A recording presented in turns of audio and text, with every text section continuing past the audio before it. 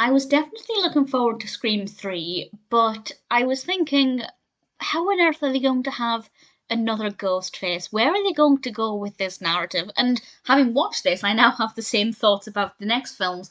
But I have to say, I found it to be a very cleverly written narrative that I hadn't worked out before the big reveals, and I rather enjoyed it. This was released in 2000, directed, of course, by Wes Craven, and I want to point something out in case you've seen this film and were not aware of this, because I wasn't aware of this when watching it. It didn't affect my enjoyment of it, but when I saw that the overall score on IMDb was 5.6 out of 10, not a terrible rating, but not that high.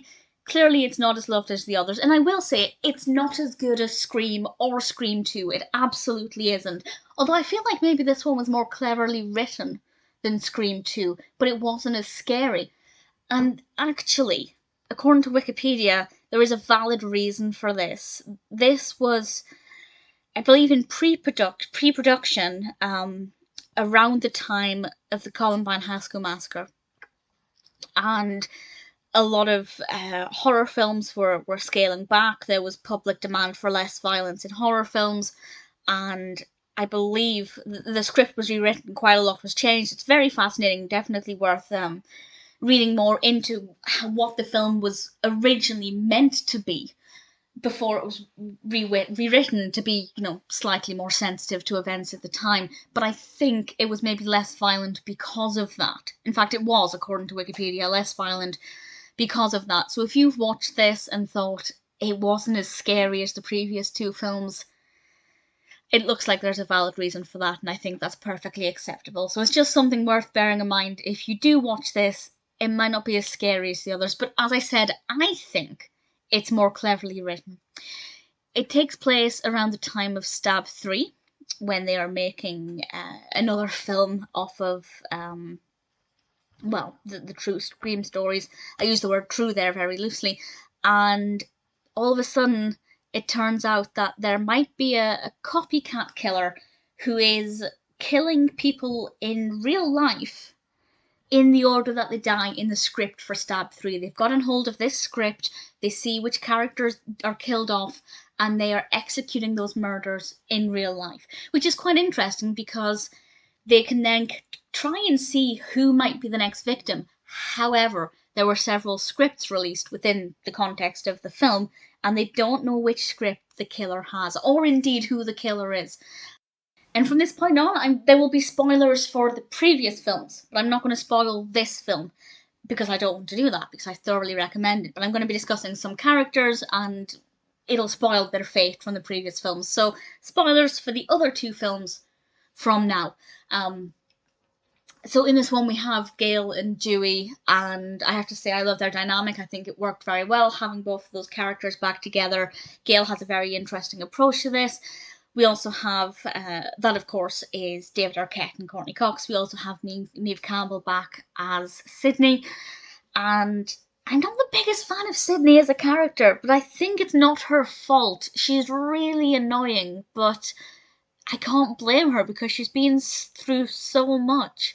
But thankfully, I love Dewey and Gale so much that they kind of carry the narrative. And we have, various other supporting characters, but I don't want to name any of them because I don't want to give any kind of indication of who the other players are in this film, if you like, and who the potential suspects might be. But I will say I didn't work it out. And when the killer was revealed and their reasonings for things, I thought, yeah, this makes sense. It might be a bit of a stretch, but there's logic to it. It's not just completely random. So I think that was definitely something that I appreciated.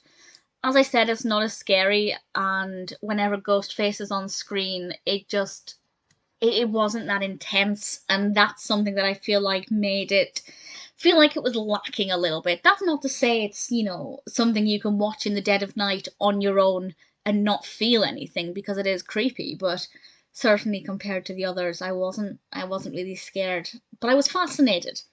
So it's a different emotion, but one that I still enjoyed. The music in this is very good, and especially the sound effects are brilliant. I didn't like some of the set designs. I liked the design of the film studio. I thought that was brilliant, very well done.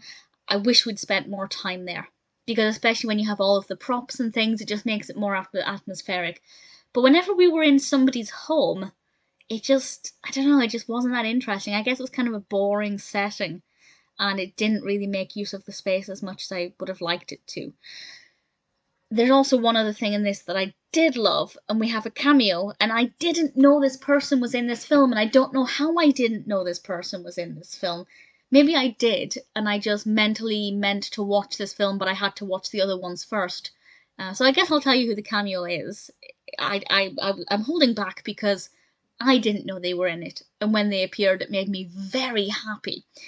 But I guess this is a tiny spoiler in case you don't want to know. I don't have anything else to say on the film other than it's cleverly written, it's not as scary, but it seems like there's a very fair reason for that and a very acceptable reason for it maybe feeling a little toned down compared to the previous two. So the cameo appearance, they're on screen for approximately 3 minutes, and I didn't time it. And that cameo appearance is the very wonderful Carrie Fisher, who I'm in love with, and it made me smile so much because I didn't realise she was in it, or I'd forgotten she was in it, and yeah, she's in it very briefly, but I rather enjoyed that quite a lot. So I liked it. Scream 3 was very good. As I said, after I finished Scream 2, I was looking forward to this, but I had no idea how they could possibly continue this story. And I'm now saying that at the end of this one, but I'm immediately going to go and watch Scream 4. Well, tomorrow. I will watch it tomorrow. And I'm really looking forward to it. Really thoroughly enjoyed this. Sure, it may not be as good as the other two, but I'm still looking forward to the rest. Scream 3 is definitely pretty good.